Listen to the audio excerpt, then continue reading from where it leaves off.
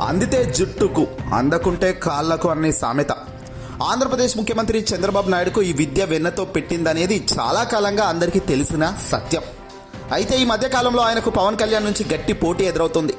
ఎందుకంటే ఆంధ్రప్రదేశ్ ఉప ముఖ్యమంత్రి రాజకీయాలకు సినిమాలకు వాడుకోవడమే కాదు, రాజకీయాలకు సినిమాలను వాడుకోవడం ఎలాగో కూడా ప్రత్యక్షంగా చూపిస్తున్నారు. మరి అల్లు అర్జున్ అరెస్టు విషయంలో పవన్ కళ్యాణ్ వ్యాఖ్యల వ్యవహారం మొత్తం ఈ ద్వంద్వ వైఖరినే సూచిస్తుంది. గతంలో సినిమా టికెట్ల నియంత్రణకు జగన్ సీఎం హోదాలో నడుం బిగిస్తే అంతెత్తు ఎగిరిన వ్యక్తి పవన్ కళ్యాణ్. జగన్ సినిమా వాళ్లను అగౌరవపరిచారని, టికెట్ ధరలకు ప్రభుత్వానికి సంబంధం ఏమిటని గగ్గోలు పెట్టిన వ్యక్తి పవన్. అసత్య ప్రచారం కొనసాగించిన వ్యక్తి పవన్. తాజాగా తెలంగాణ ముఖ్యమంత్రి రేవంత్ రెడ్డి కూడా బెనిఫిట్ షోలు, టికెట్ ధరల గురించి మాట్లాడితే మాత్రం పవన్ కళ్యాణ్ ఆయన చాలా గొప్ప వ్యక్తి అని పొగిడేస్తున్నారు. మరి ఇంకో ఆసక్తికరమైన విషయం ఏంటంటే, గతంలో ఇదే కాంగ్రెస్ పార్టీ వారిని పవన్ కళ్యాణ్ను పంచలూడదీసి కొడతానని బహిరంగంగా ప్రకటించడం కూడా విశేషం. పవన్ కళ్యాణ్ ద్వంద్వ వైఖరి మొత్తం తన సినిమా వ్యాపారాన్ని కాపాడుకునేందుకే అన్నది బహిరంగ రహస్యమే. కాకపోతే ఈ విషయం అక్కడితోనే ఆగిపోలేదు. సంధ్య థియేటర్ వద్ద జరిగిన తొక్కిసలాటకు సంబంధించి ఆయన అల్లు అర్జున్ అరెస్టు కూడా తప్పుబట్టలేకపోయారు. చట్టం తన పని తాను చేసుకోబోతుందని సుద్దులు కూడా వెళ్ళగక్కారు. చట్టంపై అంత గౌరవం ఉన్న మనిషే అయితే గతంలో ఆంధ్రప్రదేశ్ మాజీ ముఖ్యమంత్రి చంద్రబాబుపై అవినీతి కేసులు వచ్చినప్పుడు అసలు మాట్లాడలేదు ఎందుకయ్యా? పైగా ఎందుకు రోడ్లపై పడి దుర్లాడి మరి ఆయన్ను ప్రశ్నిస్తున్నారా అని గగ్గోలు పెట్టావు? గోదావరి పుష్కరాల్లో చంద్రబాబు నాయుడు ప్రచారం ఏకంగా 29 మంది నిండు ప్రాణాలను బలి తీసుకుంటే నోరెత్తని పవన్ కళ్యాణ్ అల్లు అర్జున్ విషయంలో మాత్రం ముందు వరుసలో నిలబడి మాత్రం ఇక్కడ మరణించే వ్యక్తుల సంఖ్య కాదు ముఖ్యం, మానవత్వం ముఖ్యం, ఒకసారి ఒకలా ఇంకోసారి ఇంకోలా వ్యవహరించడాన్ని ఇదే ఇప్పుడు అంతా కూడా అవాక్కవుతున్నారు. చంద్రబాబు సభలు జరిగినప్పుడు నెల్లూరు జిల్లా కందుకూరు, గుంటూరులో తొక్కిసలాటలై ఏకంగా 11 మంది ప్రాణాలు కోల్పోయారు. అలాగే పవన్ కళ్యాణ్ సినిమా విడుదల లేదా పుట్టినరోజుకు ఫ్లెక్సీలు కడుతో, కరెంటు షాకులు కొడుతో అభిమానులు ఎక్కడో ఒక చోట మరణించిన ఘటనలు చాలా ఉన్నాయి. మరి మానవత్వం ఉన్న వారైతే అలా ఫ్లెక్సీలు కట్టవద్దని ప్రకటన చేసుండేవారు కదా. అలా ఎప్పుడు ఎక్కడ చేయలేదు పవన్. బీజేపీ మిత్రపక్షంగా ఎన్డీఏ కూటమిలో భాగస్వామిగా ఉంటూ కాంగ్రెస్ ముఖ్యమంత్రిని పవన్ కళ్యాణ్ పొగడం తెలంగాణ బీజేపీ నేతలకు కాస్త చికాకు కలిగించినట్లే ఉంది. బీజేపీ నేతలు ఒక పక్క అల్లు అర్జున్ను సమర్థిస్తుంటే పవన్ కళ్యాణ్ దీనికి భిన్నమైన వైఖరి తీసుకురావడం వెనక ఆసక్తిగా ఉంది ఇప్పుడు పరిణామాలన్నీ కూడా. కేంద్ర మంత్రి బండి సంజయ్ ఈ అంశం గురించి ప్రస్తావించి రేవంత్ రెడ్డి ఎందులో గొప్పవాడిగా కనిపించారని ఏకంగా పవన్ను అడిగే పరిస్థితికే వచ్చింది.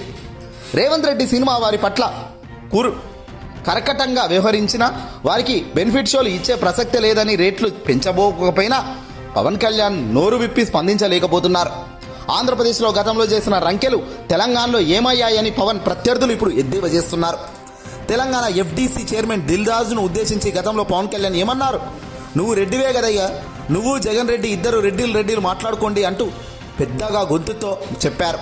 కానీ ఇప్పుడు అదే దిల్ రాజు ఈయనతో మాట్లాడగానే రేవంత్ రెడ్డిని పొగిడేసి తెల్ల జెండా ఎత్తేశారన్నమాట. రిపీట్ అంటే తన అన్న కుమారుడు రామ్ చరణ్ తేజ్ సినిమాతో పాటు సినిమాలు, బాలకృష్ణ వంటి వారు నటించిన సినిమాలు విడుదలకు సిద్ధమవుతున్న నేపథ్యంలో తెలంగాణ ప్రభుత్వాన్ని ప్రశ్నించే ధైర్యం పవన్ కళ్యాణ్ చేయలేకపోయారు.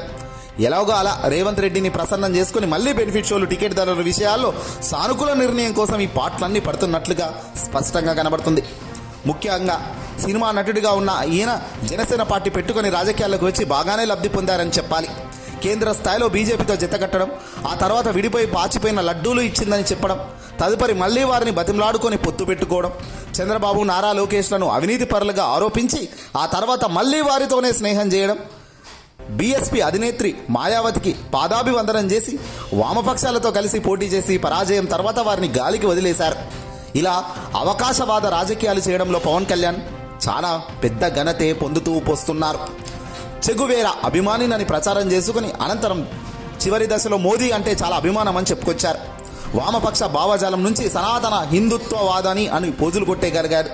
ఒకసారి ఓటమి పాలైన సినిమాల పాత్రల ద్వారా తన అభిమానులను ఆకట్టుకుని ఒక సామాజిక వర్గాన్ని ఆకర్షించి తద్వారా రాజకీయ అవసరాలను తీర్చుకున్న పవన్ కళ్యాణ్ ప్రస్తుతం తన రాజకీయ పదవిని అడ్డం పెట్టుకుని సినిమా వ్యాపారం చేయాలని ప్రయత్నాలు చేస్తున్నట్టుగా స్పష్టంగా తెలుస్తుంది. అందుకే కాంగ్రెస్ నేత అని తెలిసినా రేవంత్ రెడ్డిని అంతగా పొగిడారన్న వ్యాఖ్యలు వస్తున్నాయి. సినీ ప్రముఖులు మాదిరే ఆయనకు కూడా హైదరాబాద్లోనే ఆస్తులన్నీ కూడా ఉండటం వల్లే భయపడుతున్నారన్న వాదన ఉంది. గతంలో కేసీఆర్ను రాజకీయంగా ఒక సందర్భంలో విమర్శించినా ఆయన ముఖ్యమంత్రి కాగానే పవన్ కళ్యాణ్ కలిసి ప్రశంసల వర్షం కురిపించారు. ఆ తర్వాత ఆయన సినిమాకు ఇబ్బంది లేకుండా చేసుకున్నారని చెప్తున్నారు.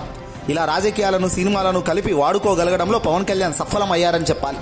ఇది రాజకీయ అవకాశవాదం కావచ్చు, విలువలు లేని రాజకీయం కావచ్చు, ఏమైతేనేమి అంతిమంగా అటు రాజకీయంలో పదవులు పొందాలి, ఇటు సినిమాల్లో వ్యాపారం జరగాలి. ఈ వైఖరితోనే పవన్ కళ్యాణ్ నడక సాగిస్తున్నట్లుగా స్పష్టంగా కనబడుతుంది.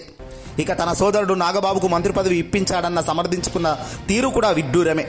గతంలో వారసత్వ రాజకీయాలు, కుటుంబ రాజకీయాలకు వ్యతిరేకమని, తన ఇంట్లోనే వారికెవరికి పదవులు తీసుకోవడం లేదని చెప్పిన ఈ పవన్ కళ్యాణ్ ఇప్పుడు స్వరం మార్చారు. నాగబాబు జనసేన కోసం కష్టపడ్డారని చెప్తున్నారు. నాగబాబు మాదిరిగానే మంత్రి నాదెండ్ల మనోహర్ లాగా బీసీ, ఎస్సీ, ఎస్టీ నేతలు ఎవరైనా కష్టపడి ఉంటే వారికి పదవులు ఇచ్చేవారట.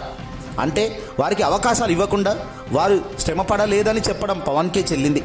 అన్నిటికీ మించి తన పార్టీ మంత్రి కందుల దుర్గేష్, ఎమ్మెల్సీ హరిప్రసాద్ ఏ కులమో తెలియదని చెప్పడం, ఈయన అబద్ధాలు ఏ లెవెల్లో ఆడగలుగుతారో అనేది చెప్పకనే చెప్పొచ్చు.